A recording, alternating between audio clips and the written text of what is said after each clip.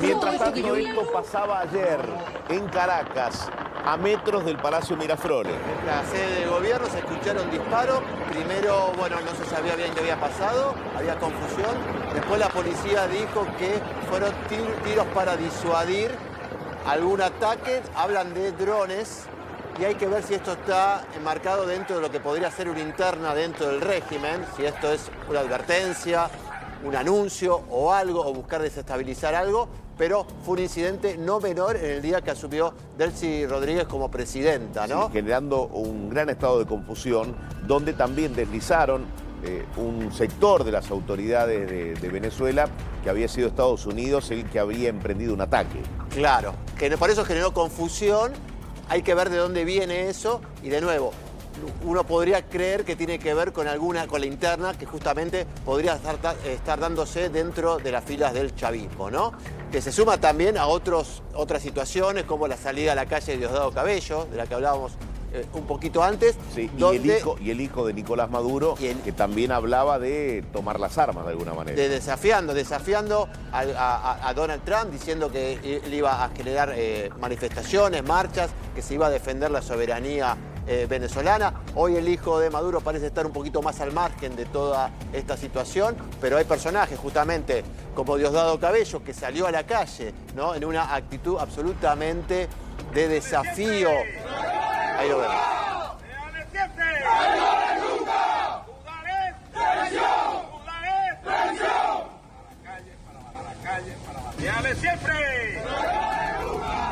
Diosdado es una figura clave, maneja las Fuerzas Armadas, unas Fuerzas Armadas que están absolutamente cooptadas por el chavismo. Entonces, lo que él haga y lo que él diga, me parece tiene un peso muy fuerte. De nuevo, hay que ver si esto lo hace un poco para mostrar que sigue estando vigente y dando un mensaje a la población para que obviamente no se animen o no quieran manifestarse, o si realmente va a desafiar a Donald Trump y a Estados Unidos, ¿no? Ahora, Damián, déjame hacer un recorrido, una línea de tiempo, desde el sábado, cuando aquí en A24 juntos escuchábamos a Donald Trump y hablaba de un operativo, resolución absoluta, creo que fue la denominación que le han puesto al operativo de detención de Maduro, en el que el propio Trump decía, fue quirúrgico, fue focalizado, fue muy categórico en determinado lugar y daba a entender que no había víctimas fatales. Pero, claro, con el correr de las horas, The New York Times empezó a dar cifras. Desde Cuba también se escucharon una cifra de 32 personas que rodeaban a Nicolás Maduro y que eran parte de su círculo de seguridad. Bueno, hoy no hay confirmaciones oficiales ni de Venezuela ni tampoco de los Estados Unidos de cuántas serían las personas que murieron. No oficiales, pero sí hubo una investigación del New York Times, si no me equivoco, de 80 personas que habrían sido muertas en el intento, en el operativo que finalmente extrajo a Nicolás Maduro de donde estaba en ese momento. Como decís vos, Eduardo, hubo mucha confusión. Primero Trump dijo que no había pasado nada, luego sugirió una entrevista que había cubanos que habían muerto, pero al estilo Trump sembró la duda. Después hubo una información del New York Times de 40 personas que habían sido asesinadas. Y después sí apareció el gobierno cubano de Díaz-Canel, que dijo que 30 de sus hombres que se encargaban de la custodia y de la inteligencia de seguridad para cuidar a Maduro, que claramente falló y mucho, fueron muertos en el operativo. Y te voy a decir más, me cuentan que en el viaje que hace Donald Trump desde Florida a Washington, junto a un grupo de periodistas en pleno vuelo, les manifiesta dos cosas, y quiero ser preciso leyendo los textuales. Muchos cubanos perdieron la vida, estaban protegiendo a Maduro. No fue una buena idea ser custodios, en este caso, de un dictador. Sí. Esto es lo que, explicaba cuando escuchaba al presidente de Cuba decir que 32 personas habían sido asesinadas por esta operación Resolución Absoluta, ¿no? Así es. Los servicios de inteligencia cubanos siempre estuvieron cuidando a Maduro y siendo una fuente de información por la experiencia que ellos tienen a 70 años de dictadura, saben o creían saber cómo defenderse de Estados Unidos. Bueno, pero en este caso fue más eficiente los servicios secretos de Estados Unidos y la CIA, ¿no? En tanto, María Corina Machado dio una nota, es la primera nota que da desde que Nicolás Maduro está detenido. Y en esa nota hizo varias afirmaciones. Una, la necesidad y el deseo de volver a Venezuela para luchar desde adentro como quizás la principal figura de la oposición, o sin lugar a dudas, la principal figura de la oposición. Pero después habló del premio Nobel, que sería lo que ha generado la tensión entre Donald Trump y María Corina Machado, a la que terminó deslegitimando. Bueno, escuchá lo que decía.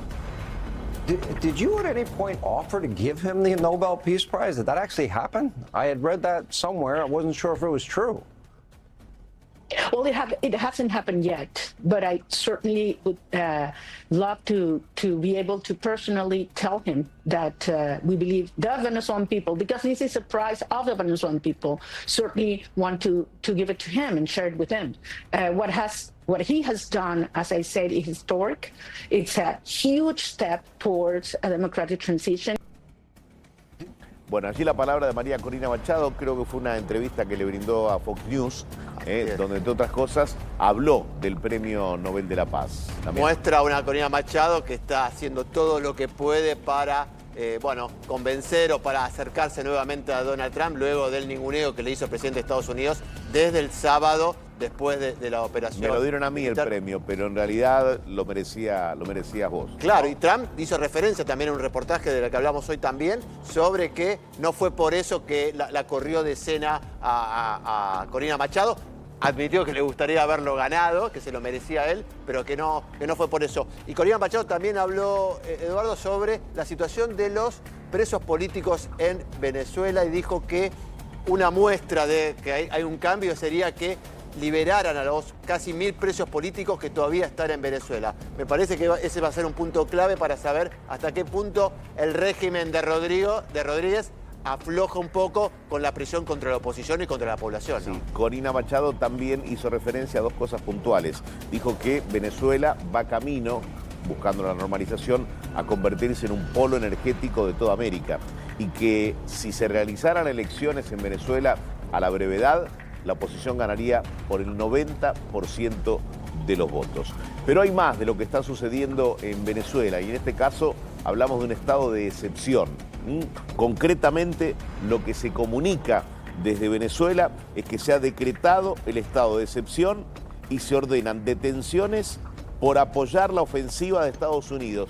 Esto es lo que hablábamos hace un rato con Rolando Graña, desde Cúcuta. Nos manifestaba que por este estado de excepción se revisaron celulares de personas, de periodistas también, abocados a la tarea de informar desde inmediaciones del Palacio Miraflores para saber si habían posteado en favor de la operación que encabezó Donald Trump o la fuerza de los Estados Unidos. Concretamente eso. Claramente. Bueno, esto muestra, no sé si un desafío a Donald Trump, hay que ver qué profundidad tiene esto, pero quieren demostrar que la situación sigue estando controlada por el régimen. Me parece que acá hay un punto a mirar muy atentamente, Eduardo, para ver bien hasta dónde va a presionar el régimen, hasta dónde va a seguir haciendo lo que hacía antes de que se llevaran a Maduro capturado el sábado, y a partir de eso se verá la reacción de Estados Unidos. Hay un dato clave que dice que militarizó los sectores estratégicos. Eso lo controla el ejército. Entonces, bueno, si Estados Unidos quiere controlar lo que pasa, un sector estratégico es el del petróleo, los recursos naturales. Y eso Estados Unidos y Donald Trump dejó claro que lo quería controlar Estados Unidos. Si no cede el gobierno de Delcy Rodríguez, o si Delcy Rodríguez no puede convencer a Diosdado Cabello de que le maneje esos recursos, ahí uno puede pensar que Donald Trump pueda ordenar un nuevo ataque sobre justamente esos lugares estratégicos, ¿no? Bien. Nos vamos en vivo ahora al Reino Unido. Allí está Cristian Martin. Cristian, buen día. ¿Qué tal, Eduardo? Un saludo grande. Acá estamos con muchísimo frío, menos 5 grados en Londres. Empezamos con las noticias del viejo continente. La primera tiene que ver con una información urgente de hace minutos. Nos confirman desde el Banco de Inglaterra que el Reino Unido no va a devolver el oro venezolano depositado en el Banco de Inglaterra, 31 toneladas de oro, 1.400 millones en 2020. Eso podría valer hasta el doble el día de hoy. y el gobierno británico, que considera que el gobierno interino de Delcy Rodríguez no es legítimo, por lo tanto prefiere esperar, sumándose a las medidas de esta mañana del gobierno suizo, donde se han congelado los activos de Nicolás Maduro y de su esposa Cilia Flores y de 35 personas del entorno del dictador chavista con cuentas, inversiones en Suiza. No dijeron el monto, eso se mantiene por el momento confidencial. El gobierno suizo recibió un pedido del gobierno y de la justicia norteamericana para congelar estos bienes del gobierno chavista. La Unión Europea ya había castigado con el congelamiento de los dictadores venezolanos a los activos en toda la Unión Europea, incluso en la Unión Europea lo que respecta a Delcy Rodríguez, con antecedentes de querer contrabandear oro y de viajar hacia España en lo que fue el Delcy Gate hace unos años. Por el momento la Unión Europea entonces se mantiene del lado y el Reino Unido y los suizos, tres entes separados con independencia propia y que no tienen injerencia el uno con el otro, a congelar y a mantener los bienes venezolanos lejos de los chavistas y lejos del gobierno interino. Es decir, también la Unión Europea castiga a los dirigentes venezolanos, incluida Delcy Rodríguez. Así es, de la cual los suizos por el momento no han encontrado rastros de bienes o cuentas en Suiza, pero sí la Unión Europea. Y a su vez entendemos que la embajada venezolana en el Reino Unido ha recibido un pedido del gobierno interino de tratar con la justicia británica para liberar estas 31 toneladas de oro.